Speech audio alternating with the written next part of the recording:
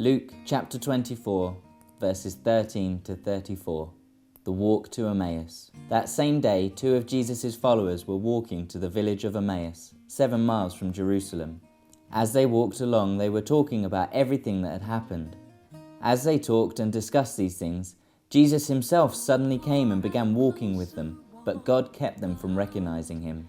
He asked them, "What are you discussing so intently as you walk along?" They stopped short, sadness written across their faces. Then one of them, Cleopas, replied, "You must be the only person in Jerusalem who hasn't heard about all the things that have happened there the last few days." "What things?" Jesus asked. "The things that happened to Jesus, the man from Nazareth," they said. "He was a prophet who did powerful miracles, and he was a mighty teacher in the eyes of God and all the people. But our leading priests and other religious leaders handed him over to be condemned to death, and they crucified him. We had hoped he was the Messiah who had come to rescue Israel. This all happened 3 days ago. Then some women from our group of his followers were at his tomb early this morning, and they came back with an amazing report. They said his body was missing, and they had seen angels who told them Jesus is alive. Some of our men ran out to see, and sure enough, his body was gone, just as the woman had said."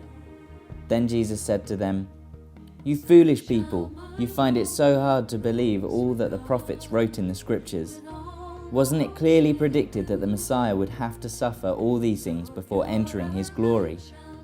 Then Jesus took them through the writings of Moses and all the prophets, explaining from all the scriptures the things concerning himself. By this time they were nearing Emmaus and the end of their journey. Jesus acted as if he were going on, but they begged him, "Stay the night with us since it's getting late." So he went home with them. As they sat down to eat, he took the bread and blessed it. Then he broke it and gave it to them.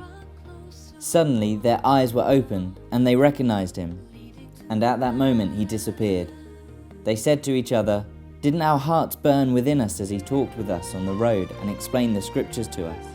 And within the hour they were on their way back to Jerusalem.